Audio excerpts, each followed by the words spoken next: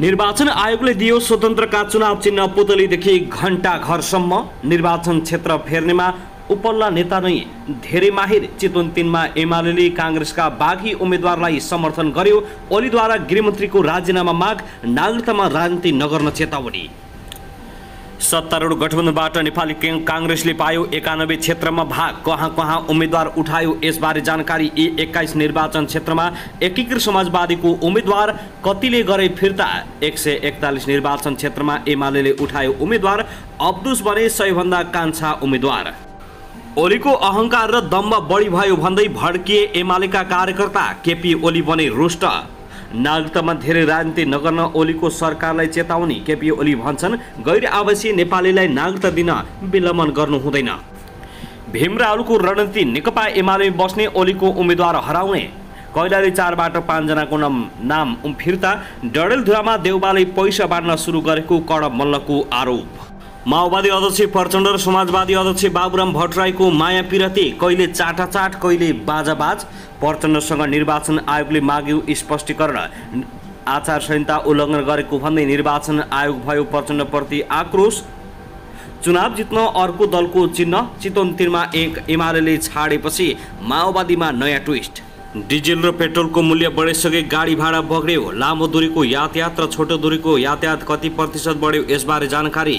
दाङमा एक बालिकाको शव फेला, हत्या कि आत्महत्या यसबारे सम्पूर्ण जानकारी। तिहारको छेको पारेर प्रदर्शनमा आउन लागेका 4 नेपाली फिल्म यस्ता। गन्तव्य मुलुकसँग श्रम सम्झौताको तयारी, शून्य लागतमा पठाउने गरी मस्यौदा तयार। त्रिभुवन अन्तर्राष्ट्रिय विमानस्थलबाट कति एयरलाइन्सले गर्छन् उडान यसबारे पनि थाहा पाउनुहोस्। भक्तपुरमा 11 वर्षीय बालिकामाथि बलात्कार। सुनको भाउ तोलामा 1200 रुपियाँले घट्यो। कति पुग्यो तोलाको यसबारे जानकारी। लुटेराको साथबाट 183 तोला सुन र 6 लाख रुपियाँ बरामद। वीरगञ्जमा करेन्ट लागेर 2 जनाको ज्यान गयो। सल्यानबाट 5 दिनदेखि बेपत्ता दर्लामीको शव बर्दियामा फेला। अभय उद्धार हुन नसक्दा गर्भवतीको ज्यान गयो। कक्षा 11 र 12 को वार्षिक परीक्षा कार्यतालिका सार्वजनिक। गाई गोरु पाल्नेलाई 1000 भत्ता, सुत्केरी पशुलाई 2500 रुपियाँ। सडक भासिँदा बागलुङ बेनिङ यातायात पूर्ण रूपमा अवरुद्ध। लोहोरो प्रहार गरी हत्या गर्ने एक महिला सहित 3 जना पक्राउ। पहिरोको उच्च जोखिममा एकै गाउँका 7वटा घर। चुनावका कारण पलसाहको सुनाई स्थगित। कहिलेलाई सर्यो यसबारे जानकारी। 12 मा एकै परिवारका 3 जनाको शव नदीको किनारमा भेटियो। कसले गर्यो हत्या यसबारे पनि पूरै जानकारी। र क्रिकेट कप्तानबाट निलम्बित भएका सन्दीप लामिछानेबारे निकै ठुलो खबर। ती युवती बालिका नभएको खुलासा। युवतीले दिन यस्तो बयान जुन बयानले सन्दीप लामिछाने रिहा हुने तयारी। जुम्लामा विपदले 10 को मृत्यु, 85 घर पूर्ण रूपमा क्षति, 300 घरलाई राहतको आवश्यकता। अब हेर्नुहोस् पुरा समाचार। दर्शक नमस्कार, युट्युब च्यानल नेपाली खबर मिडियामा तपाईहरुलाई हार्दिक स्वागत छ। यदि हाम्रो च्यानललाई अहिलेसम्म सब्स्क्राइब गर्नुभएको छैन भने सब्स्क्राइब गरी नजिक रहेको बेल आइकन दबाई हामीसँग जोडिनुहोला। दर्शक सदा झै आज पनि हामी तपाईहरुमाझ देशभरका विभिन्न खबरका साथ उपस्थित भइसकेका छौं। यो भिडियोलाई अन्तिमसम्म हेरी हामीले साथ दिनुहोला। दर्शकबिन हाम्रो मेहनतको लागि एउटा सानो लाइक गर्न भनी नभुल्नुहोला। कहाँदेखि हेर्दै हुनुहुन्छ के भन्न चाहनुहुन्छ तपाईको मनमा लागेका प्रतिक्रिया अवश्य पनि कमेन्ट गर्न नभुल्नुहोला। दर्शकबिन के तपाई हाम्रो च्यानलमा नियमित श्रोता हुनुहुन्छ? यदि नियमित हुनुहुन्छ भने तल कमेन्ट बक्समा नियमित अथवा रेगुलर लेख्नुहोस्। यदि नयाँ हुनुहुन्छ भने सब्स्क्राइब गरी जोडिनुहोस् ताकि नयाँ अपडेटका साथ हामी तपाईहरुमाझ दैनिक रूपमा उपस्थित हुने गर्दछौं। हाम्रा अपडेटहरू तपाईहरुलाई के कस्तो लागिरहेका छन् सल्लाह सुझाव प्रतिक्रिया कमेन्ट बक्समा छोड्न नभुल्नुहोला। दर्शकबिन आउनुहोस् आजको पहिलो खबरतर्फ लागौं। निर्वाचन आयोगले नेकपा माओवादी केन्द्रका अध्यक्ष पुष्पकमल दाहाल प्रचण्डलाई आचार संहिता उल्लङ्घन गरेको भन्दै स्पष्टीकरण सोधेको छ। आइतबार गोर्खा निर्वाचन क्षेत्र नम्बर 2 मा उम्मेदवारी दर्ता गर्ने क्रममा पञ्चेबाजा प्रयोग गरेको विषयमा निर्वाचन आयोगले स्पष्टीकरण सोधेको हो। उनलाई 7 दिनभित्र स्पष्टीकरण बुझाउन आयोगले निर्देशन दिएको छ। निर्वाचन आयोगले उम्मेदवारी दर्ताको क्रममा प्रयोग भएको श्रव्य दृश्यको आधारमा दाहालसँग स्पष्टीकरण सोधिएको छ। त्यसैगरी आउनुहोस् अब अर्को दुःखद खबरतर्फ लागौं। 12 मा एकै परिवारका 3 जनाको शव नदीको किनारमा फेला परेको छ।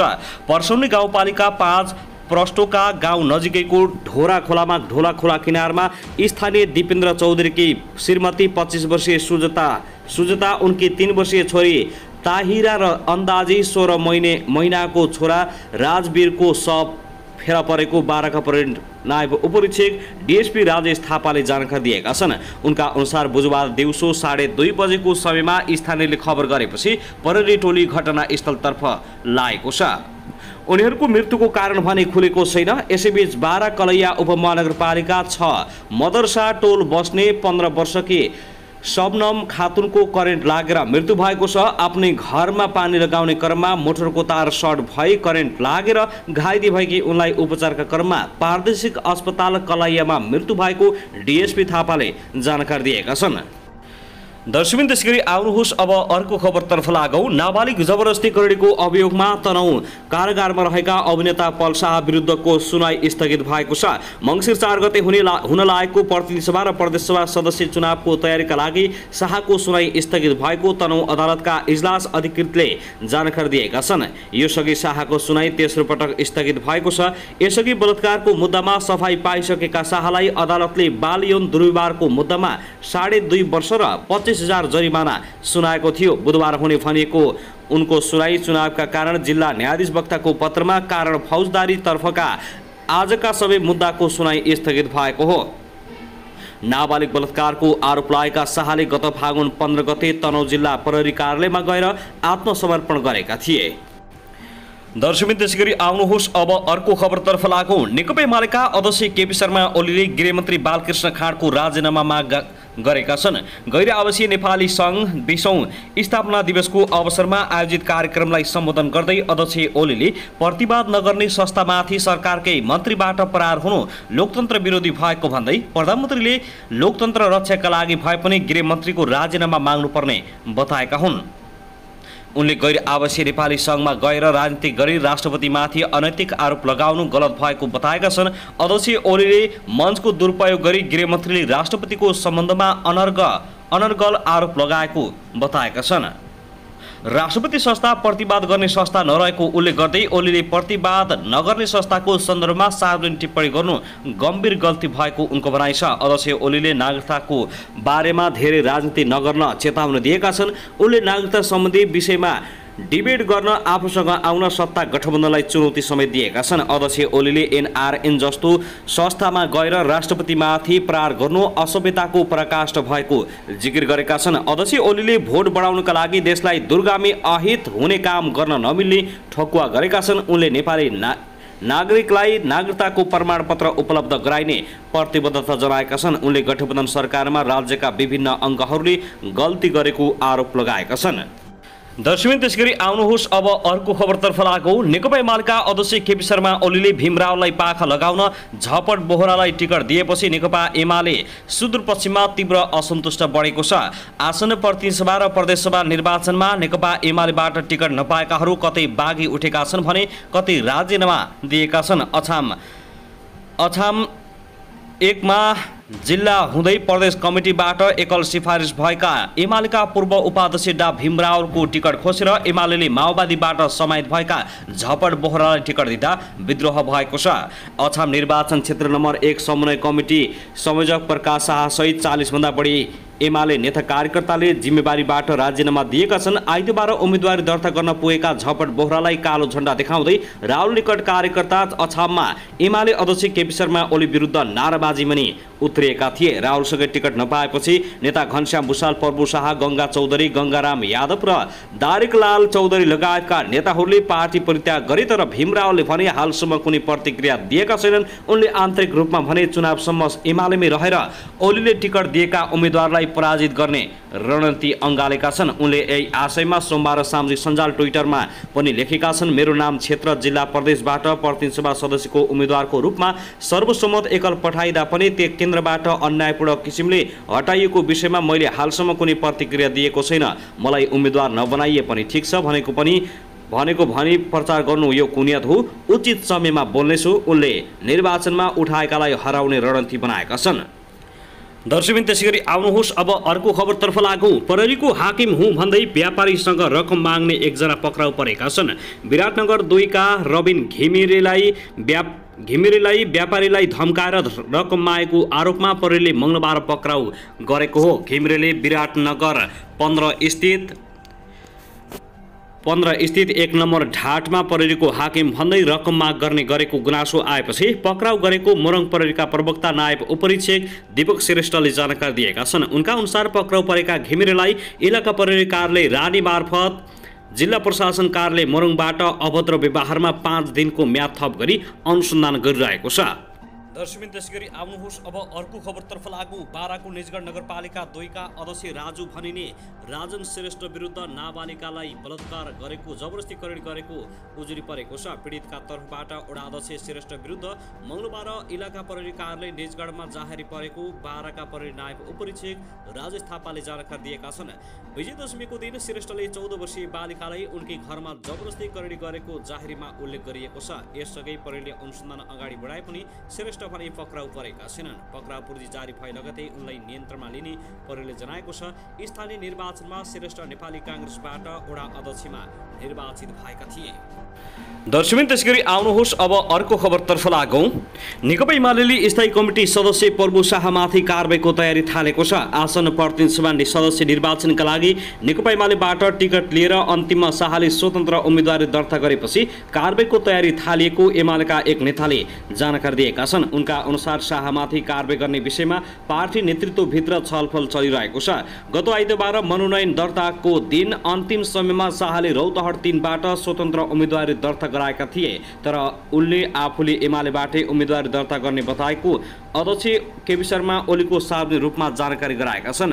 प्रभु शाहले षड्यन्त्र गर्नुभयो, 5 बजेसम्म टिकट खल्तीमा राख्नुभयो, उम्मेदवारी दिँदैछु भन्नुभयो, मसँग कुरा भएको थियो, तर 5 बजे वारिसनामा पठाएर स्वतन्त्र ढङ्गले उम्मेदवारी दर्ता गर्नुभयो। यो धोका भयो, बेइमानी भयो, ओलीले पत्रकार ऋषि धमलालाई दिएको अन्तर्वार्तामा भनेका छन्। साथै ओलीले शाहले संदिग्ध गतिविधि गर्दै आएको सूचना पहिले आए पनि विश्वास नगरेको बताएका छन्।